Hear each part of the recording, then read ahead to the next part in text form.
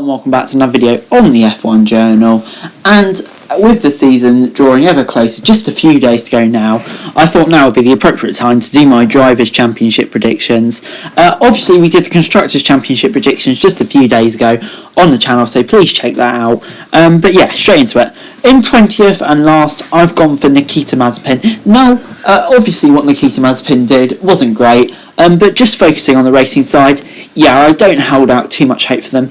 Don't get me wrong, he's fine. I think he may even surprise a few people with maybe a decent finish or two, but I just can't see him scoring many or any points over the season. Yeah, he improved a lot last year in F2, but I think it's a big step up for him. And yeah, I just can't see him doing too well, if I'm honest. In 19th, I've gone for Nicholas Latifi. Latifi is an interesting one. He did okay in his debut season, but yeah, it really isn't anything special. I think maybe this is a bit harsh, but without his money, I just don't think he'd be in F1, not quite up to the required standard. But still, I'm sure he'll do a decent job for Williams this year. And yeah, just be a competent number 2 really, and hopefully he can even pick out the odd point score finish. But in 18th, I've gone for Mick Schumacher. Of course, he's hugely popular driver, F2 champion, and yeah, what I would say about Mick Schumacher is don't be disappointed by him too much this year. The Haas is probably going to be a dog of a car, let's face it. And yeah, Mick often has really bad first seasons in Formula. We've seen that in Euro F3 and F2. So yeah, wouldn't hold up too much expectations, but I expect him to really kick it on next year. In 17th, I've gone to George Russell. Obviously, this is a huge year for George Russell.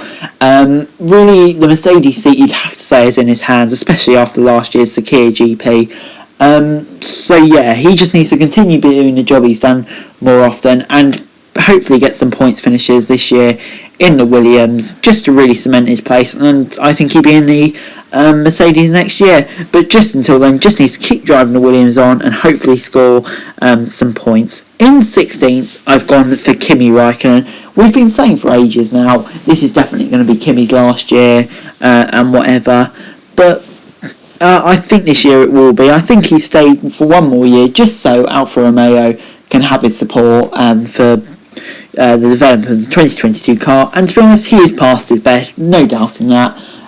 So yeah, I think he'll just do a solid enough job, but I don't think he'll be ahead of his teammate in 15th, Antonio Giovinazzi. Yeah, this is a really big year for Gio. You do feel like his F1 future's at stake. Personally, I was surprised he was retained over Callum Ilott last year. But yeah, you do really feel like this will be his career-defining year in F1, with Robert Schwartzman coming up the ranks. I think Ilott's out of the picture now. But yeah, big year for him, and he really does need to take a lead of that team.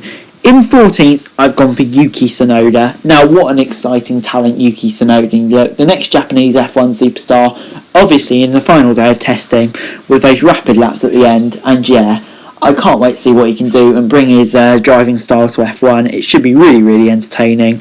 But yeah, I just think maybe some inconsistency and maybe potentially a slow start will cost him this year of being able to beat his teammate Pierre Gasly. So yeah. In 13th, I've gone for Esteban Ocon. Really interesting year for Ocon this year. Obviously, has Alonso as his teammate, which I should imagine really doesn't help. We've seen what that can do to Stoffel Van Dorn in the past. So yeah, that may be concerning for him. But yeah, this is a really big year, you do feel. After slightly disappointing last year, he's really under pressure to put up a good season and possibly retain his seat for 2021. In 12th, I've gone for Pierre Gasly. Yeah, another driver who's really big year coming up. You could say that about all drivers, really. But yeah, Pierre especially. He needs a good season. You do feel like after last year, he's never really going to break back into the Red Bull team. So yeah, he does need a good season to get a move away from the Red Bull family, you feel. In 11th, I've gone for Lance Stroll. Yeah, interesting one with Stroll. He's okay. Is he really Aston Martin quality? No, but obviously we all know why he's there. But you know, I'm sure he'll do a job. The trouble is with Lance Stroll is you can never know what result he's going to get, because sometimes he does drop an absolute clanger, but sometimes he can be really, really good, as we've seen sticking on pole in Turkey. So get a few results and he could have a decent season. In 10th, I've gone Fernando Alonso. The man is back. I love him. I'm looking forward to some entertaining team radios this year. So that should be really great. But yeah, I just don't know about Fernando. Maybe he's past his best. After all, he is 40, so you could really forgive him. But the man's just a machine. And I can't wait to see what he does. To be honest, I think Alpine are going to be building more for 2021. But yeah, even after his crash, I think he'll do a decent job. In 9th, I've gone for Sebastian Vettel. Yeah, this is a really interesting year for Vettel. It could go either way. We could get the pre-Germany 2018 version of Seb, or we could get the post version of Seb. But you do feel like a fresh start in a British team, a team that he really likes, is exactly what he needs. So it'll be interesting to see how he does. And hopefully he'll have a good season just to take Aston Martin into the new rules and regulations. In 8th, I've gone for Carlos Sainz. Sainz is an interesting one, really. Coming to a new team, you do feel like this year is kind of a year in the midfield where he can get his feet under the table and, yeah, really push for an exciting season in 2022.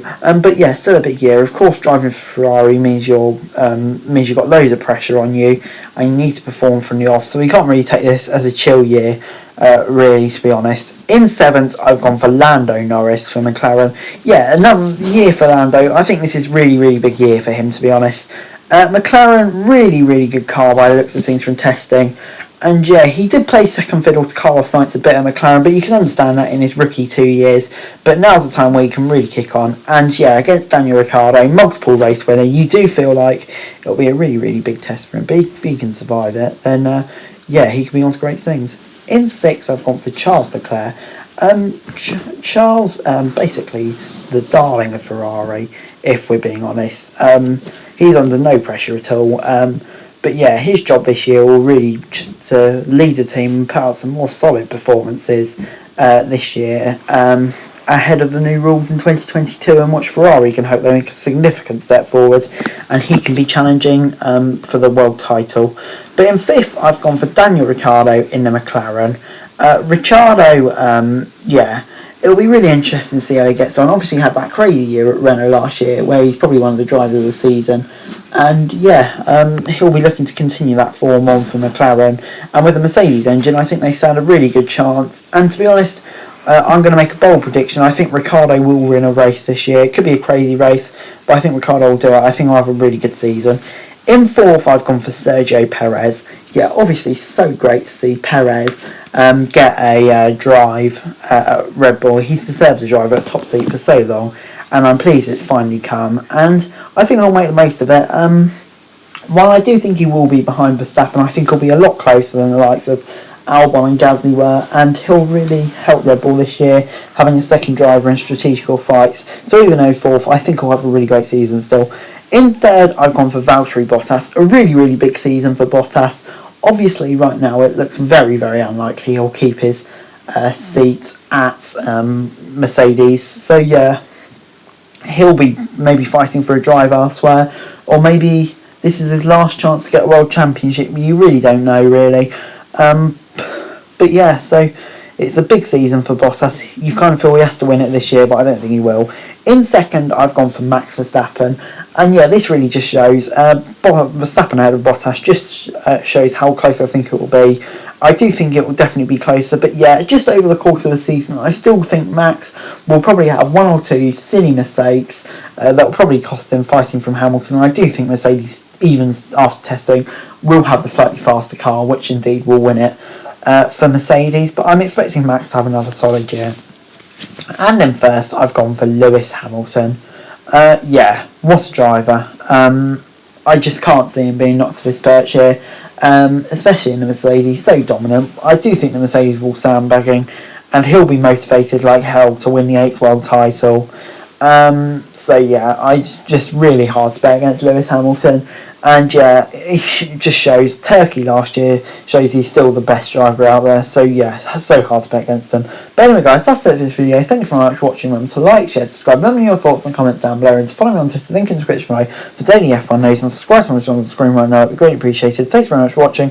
Peace.